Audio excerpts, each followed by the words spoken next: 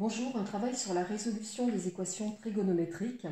Donc, je vais au travers d'exemples vous expliquer comment on peut résoudre des équations trigonométriques. Je vais considérer l'équation cosinus de x égale. Alors, ce que je dois mettre derrière ce égal, si la résolution est une résolution exacte sans utilisation de la calculatrice, ce sont des valeurs remarquables de cosinus et vous savez que vous devez connaître des nombres dont le cosinus vaut plus ou moins 1/2, plus ou moins racine carrée de 3 sur 2, plus ou moins racine carrée de 2 sur 2, plus ou moins 1 et 0. Voilà. Et si je sors de ce cadre de nombres, ça sera une résolution qui nécessitera l'intervention de la calculatrice. Donc là, je vais choisir par exemple de résoudre l'équation cosinus de x égale 1/2 et je vais fixer dans un intervalle qui va être, tiens, 0,2π et je changerai tout à l'heure d'intervalle. Alors la première des choses que l'on fait, c'est on ne se préoccupe pas du tout de l'intervalle et on vient travailler sur le cercle trigonométrique. Donc je trace le cercle trigonométrique, j'ai repéré que ce 1/2 correspondait à une subdivision que je connais bien du cercle trigonométrique. Donc je divise mon cercle trigo en prenant la demi-unité sur chaque axe. Donc je trace la droite d'équation x égale 1/2, x égale moins 1/2, y égale 1/2 et y égale moins 1/2. Je vous conseille de bien mettre en évidence toutes les subdivisions, parce qu'en plus quand on fait le dessin à main levée, c'est des fois pas très bien fait et peu lisible.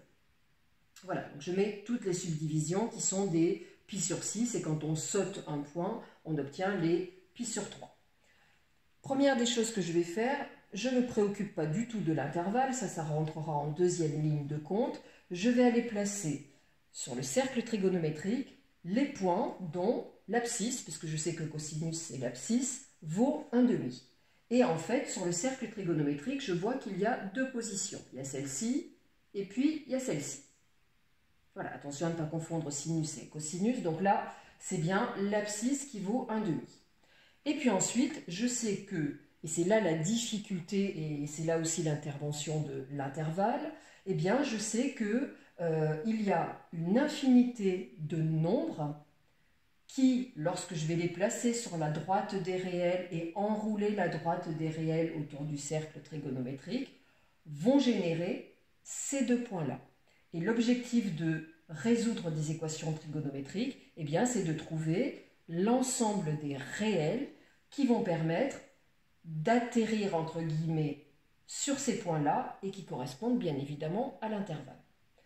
Alors, là, j'ai positionné les deux points qui m'intéressent et maintenant, je vais aller regarder l'intervalle. En fait, l'intervalle, en gros, c'est un sens de parcours. C'est un guidage de votre main qui va avoir le droit de faire un certain nombre de tours, ou des fois pas des tours complets, et dans un sens ou dans un autre. Donc 0,2π, ça veut dire que ma main, et la lecture ira avec ma main, eh bien, j'ai le droit de faire un tour complet du cercle trigonométrique. Voilà, et un tour complet dans le sens positif, c'est-à-dire le sens inverse des aiguilles d'une montre. Donc je vais partir ici de 0 et puis je vais aller compter le nombre de solutions que j'ai. Donc j'ai le droit de faire un tour complet et un seul. Tiens, ça veut dire que je passe une seule fois par chaque point. Donc une seule fois par chaque point, ça veut donc dire que j'ai deux solutions. Alors l'ensemble des solutions, je vais le noter grand S et puis je vais mettre l'intervalle pour indiquer que je ne travaille que dans 0,2π. Donc ces deux nombres-là que je cherche, eh bien, je les parcours comme ça. Donc ici, quand je compte ça, je sais que c'est pi sur 3. Ici, j'ai donc 2π sur 3, 3π sur 3, 4π sur 3, 5π sur 3. Et voilà les deux solutions de mon équation, π sur 3 et 5π sur 3. Je vais maintenant changer l'intervalle et je vais considérer que cette fois-ci, on m'a dit, résous cette équation dans l'intervalle moins pi, pi. Voilà, ça veut dire qu'en fait, alors les deux points, ils n'ont pas changé d'endroit. Je vais venir effacer les nombres que j'ai attribués à ces deux points-là et je vais aller recommencer mon raisonnement. Alors quand vous avez un intervalle qui contient des négatifs et des positifs, ce que je vous conseille, et c'est même primordial, eh bien c'est d'aller le scinder en deux, vous dissociez les négatifs et les positifs. Donc cet intervalle, c'est la réunion de moins pi 0, union 0 pi. Voilà, et puis vous mettez la gestuelle de parcours du cercle trigonométrique qui va avec les intervalles. Donc là, ça veut dire que je parcours mon cercle trigonométrique dans le sens négatif, c'est-à-dire sens des aiguilles d'une montre, et je n'ai le droit de faire qu'un demi-tour. Je ne peux pas aller plus loin que ça. Et ici, je parcours dans le sens positif et je n'ai le droit de faire qu'un demi-tour.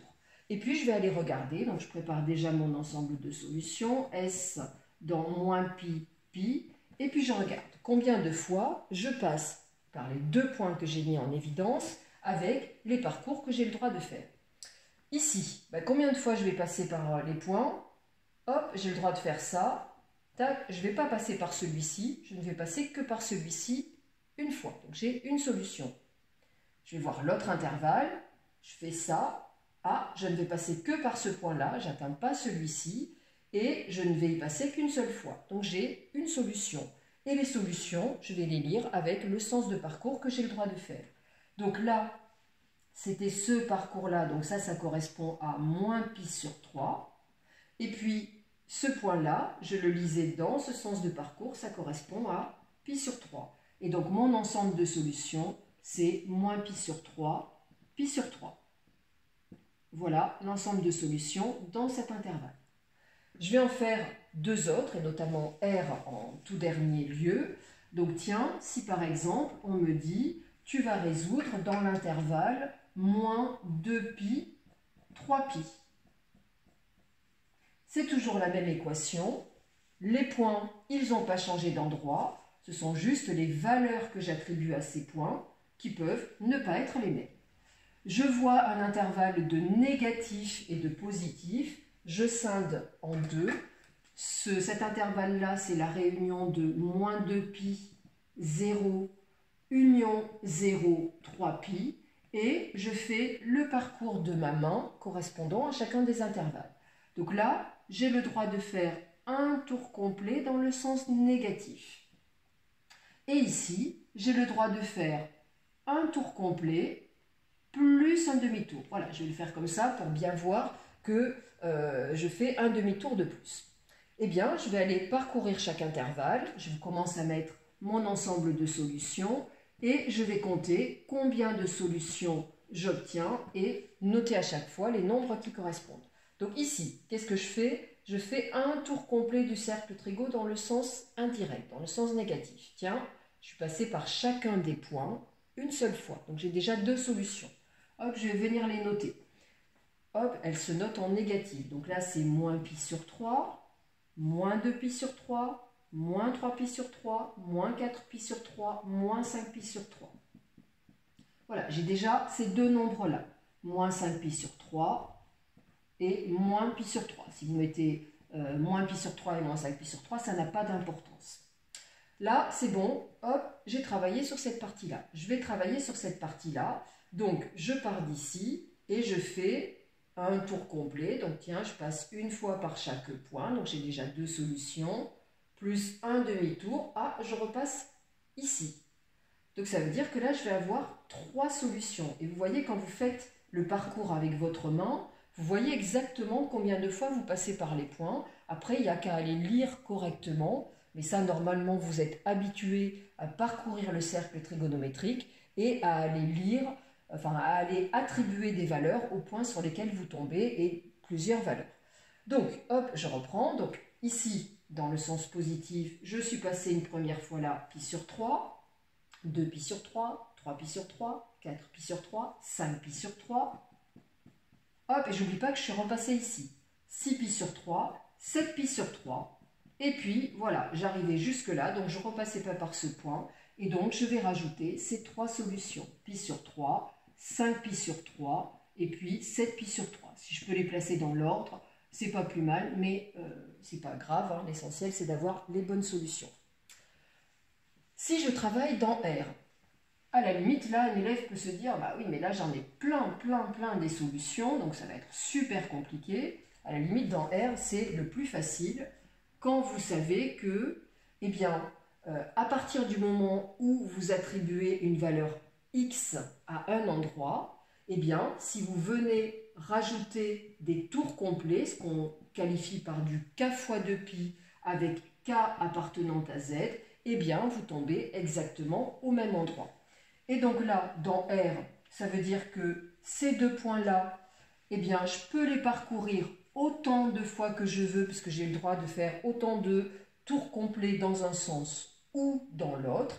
Eh bien, je vais fixer deux valeurs, une pour chaque point, et je vais rajouter les tours complets. Donc ici, par exemple, je mets pi sur 3, puisque ce point-là est décrit par pi sur 3, et je viens rajouter k fois 2pi. Et puis ici, moins pi sur 3. Alors si je mettais 5 pi sur 3 à la place de moins pi sur 3, c'est pas grave, hein, puisqu'avec les k fois 2pi, et je précise bien k appartenant à z, ensemble des entiers relatifs, n'allez surtout pas mettre R, eh bien je rattrape toutes les autres valeurs. Voilà dans R, en fait, l'ensemble des solutions.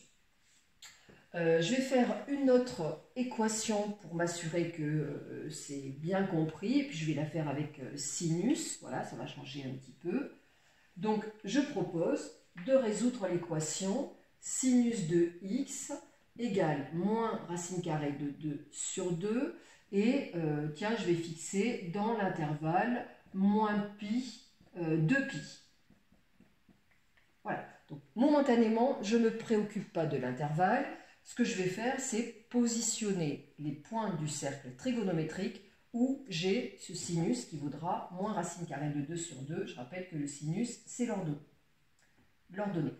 Donc tout à l'heure, j'étais sur alors, les plus ou moins 1/2, plus ou moins racine carrée de 3 sur 2. Quand vous avez ces valeurs-là, c'est celles que vous obtenez en subdivisant le cercle par la droite d'équation x égale 1/2, x égale moins 1/2, ainsi de suite. Les plus ou moins racine carrée de 2 sur 2, ils n'ont rien à voir avec ces subdivisions. Vous faites un carré. Alors, personnellement, je préfère faire le cercle avec le carré et puis le cercle avec les droites x égale 1/2, x égale moins 1/2, etc. Et pas mélanger le tout parce que ça fait beaucoup de points. Voilà, vous tracez les diagonales. Un conseil, surtout quand on a fait à main levée, hop, on vient bien positionner les subdivisions, donc c'est des pi sur 4 à chaque fois. Voilà, et puis une fois que ça c'est fait, hop, on travaille là-dessus. Sinus de x égale moins racine carrée de 2 sur 2, donc un sinus négatif, on est dans cette zone-là, et on voit très bien que, eh bien, il y a ce point-là, et il y a aussi ce point-là. Voilà, donc là, on a repéré les endroits, ça c'est le top, c'est vraiment la première des choses qu'il faut faire. Donc bien connaître ces valeurs remarquables de cosinus et de sinus. Et puis après, on va aller regarder l'intervalle. Et on va parcourir le cercle en fonction de ce que nous permet l'intervalle.